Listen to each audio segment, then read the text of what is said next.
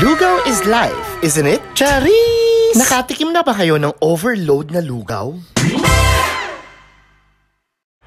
Mga mare at pare, ang balita ko nga ay may mga lugawang gala na gumagala sa mga galaan ni Bulakenyong Gala. Tara, tayo nang gumala. Charis! Pero seryoso nga guys, kakain nga tayo sa mga lugawang gala. Tinatamad ako maglakad pero kailangan natin talagang lumaka dahil wala naman tayong sasakyan. Pero sabi nga nila, napakagandang exercise ng walking. Charot! Natatanaw nyo ba guys? Ang natatanaw ko, ang dami pa rin bukirin dito sa Bulacan. Pero at the same time, paparami ang mga tricycle at ang mga sasakyan. At dito nga daw sa kalye na to, maraming mga lugawang gala, kaya naririto tayo at natagpuan na natin. Pero ingat tayo sa paglalakad dahil sobrang dami talagang mabibilis na sasakyan na nagdaraan. At dito nga namin natagpuan ang Bobneth Lugawan na lugawang gala. Meron siyang single order, double order at meron din naman na overload order. Ang single order ay 45 pesos, ang double order ay 50 pesos at ang overload ay 60 pesos lang. At alam nyo ba na napakaraming sahog? Merong atay ng manok, tuwalya, bulaklak at marami pang iba, kaya naman overload na overload ito. Tara guys, i-check natin itong mga nakatakip na lalagyan. Kasi nandito daw yung mga sikretong panahog na ubod ng sarap. Kapag nga nabitin kayo sa lugaw, ay pwede kayong magpa-refill sa halagang 5 pesos laang. O hindi ba napakamura? Barato kaayo. Alam niyo bang first time kong kakain dito, kaya naman overload agad ang orderin natin guys. O ano pa iniintay nyo? Pasko! Tara, order na tayo. At huwag kayong mag-alala dahil only din yung mga condiments nila. Sa dami-dami nga ng mga kumakain dito ay mag-aalala ka na baka maubusan ka ng lugaw. Dahil itong Bobneth Lugawan, hindi na uubusan ng mga customers na kumakain. At tingnan nyo nga naman itong Bulakenyong Gala. Tingnan nyo, naupo na lang, sumalampak at saka kumain. O ayan, sige, kain pa more, napasok ka, no?